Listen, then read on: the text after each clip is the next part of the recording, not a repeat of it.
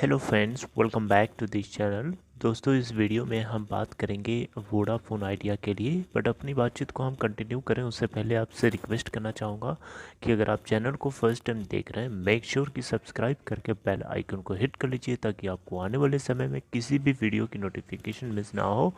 दूसरी रिक्वेस्ट कि अगर आप डीमेट या ट्रेडिंग अकाउंट ओपन कराना चाहते हैं, डिस्क्रिप्शन बॉक्स में जाइए, लिंक आपको दिया गया है। दोस्तों, आज अब वोडाफोन आइडिया अगर आप देखें तो आज ये ओपन हुआ 15.00 के ऊपर और 15.75 का हाई और 14.90 का लो।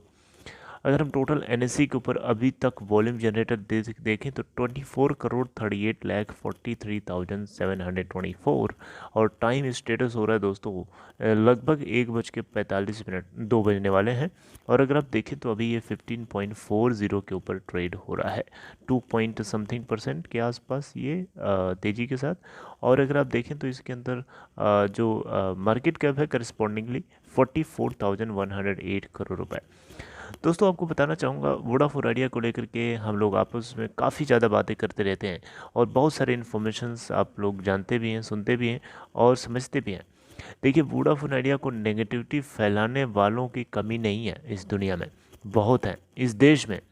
Specially TRAI, telecom regulatory authority of India की तरफ से लाख कोशिश करी जाती है इस कंपनी की टांग को खींचने की, लेकिन ये कंपनी किसी भी तरीके से अपने आप को ट्रैक पे रखने के लिए हर तरीके से कोशिश करती है।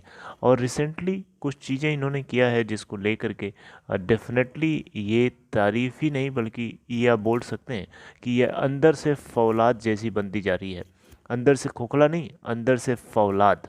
देखिए, ऐसा मैं इसलिए बोल रहा हूँ क्योंकि जिसकी टांगें खींचने की बातें लगातार मार्केट में चलती रहती हैं। पिछले कई सालों से ऐसा हो रहा है। कुछ दिनों तक तो सुप्रीम कोर्ट ने खींचा, अब उसके बाद TRAI, जियो, हर तरीके से जो राइवल्स हैं ये इसको आगे बढ़ने से रोकने की कोशिश कर रहे हैं। इस बीच में कंपनी जो है अपने फाइनेंशियल ऑब्लिगेशंस को मीट कर रही है। इतनी अच्छी बात है, इतनी अच्छी बात है, इतनी खुशी की बात है। आप देखिए यहाँ पे, अभी मैंने आपको कुछ दिन पहले बताया था ना, 4 जनवरी 2021 तक, ये जनवरी के फर्स्ट जो इनकी जो मेच्योरिटी ड्यू थी उसको इन्होंने पे किया। कितना अमाउंट पे किया अपने नॉन कन्वर्टेबल डिबेंचर होल्डर्स को, ये अमाउंट इन्होंने डिस्क्लोज नहीं किया, लेकिन इतना ज़रूर पता है कि 4500 करोड़ रुपए का जो अमाउंट इनको आगे पे करना है, उसमें से 4000 करोड़ रुपए का अमाउंट इनको जनवरी के एंड तक हर हाल में पे करना है और 500 करोड़ रुपए इनको फरवरी के महीने में एडजस्ट करना है, एनसीडी होल्डर्स को देना है। राइट, तो अभी जनवरी की 4 को इन्होंने एक पेमेंट किया। इससे पहले अभी कुछ ही दिन पहले 818, जी हाँ, 818 करोड़ रुपए भारत सरकार को अभी इन्होंने पे किया। वोडा आइडिया ने क्यों पे किया, ये क्या, इसका क्या कारण है दोस्तों? ये सिंपल से, ये हर क्वार्टरली कंपनी को पे करना पड़ता है, जिसे licence fees, spectrum usages charge के रूप में, जो कि Q2 का ये बेसिकली यहाँ पे ड्यूज था। तो यहाँ पे देखिए Q3 जो है निकल चुका है। Q2 का जो ड्यूज था वो कंपनी आगे ऐसा बताया जा रहा है कि ये डिफ़र करना चाहती थी, यानी नेक्स्ट ईयर तक ये डिफ़र करना चाहती थी। लेकिन कुछ ऑफिशियल्स की तरफ से वोडाफोन आइडिया को सजेस्ट किया गया कि आप कितना ज़्यादा पोस्टपोनमेंट करेंगे। भारत सरकार ने ऑलरेडी आपको इतना बड़ा रिलीफ पैकेज दिया है, पूरे टेलीकॉम सेक्टर को इतना सरकार ने रिलीफ पैकेज दिया है, और उसके अलावा रिलीफ पैकेज 2 भी आ सकता है जल्दी ही। और आप इस पेमेंट को तो कर दीजिए, इस पेमेंट को भी अगर आप पोस्टपोन करें तो फिर एक तरीके से डाउन रेपुटेशन होती है।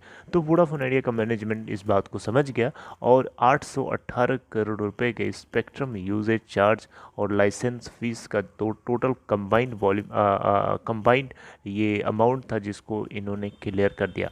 और ये इसलिए क्लियर किया ताकि ये टाइमली पेमेंट करने से थोड़ी क्रेडिबिलिटी बढ़ती है और भारत सरकार को भी लगेगा कि वो रिलीफ पैकेज दे रही है, तो रिलीफ पैकेज 2.0 देने के लिए थोड़ा सा और उसको भी अच्छा लगेगा। मेरी बात समझ रहे हैं? जैसे आपकी कोई मदद करता है तो आपका फ़र्ज बनता है कि आप जो मदद करने वाला है आप उसके फेवर में कुछ सोचें। ये रही कि जो मदद करता है आपकी, आप कुछ और उससे मांगने लगें कि मुझे वो भी दे दो, तो फिर भीख मांगने वाली बात हो जाएगी ना। मेरी बात समझ रहे हैं कि नहीं समझ रहे हैं? एकदम आपको रियलाइज़ हो रहा होगा कि मैं क्या बोल रहा हूँ। इस चीज़ को आप प्रैक्टिकली समझ सकते हैं आप खुद से भी। ओके, तो ये एक अच्छी बात है कि 818 करोड़ रुपए जो है डिपार्टमेंट ऑफ टेलीकम्युनिकेशन को 31 दिसंबर 2021 को कंपनी ने पे कर दिया था।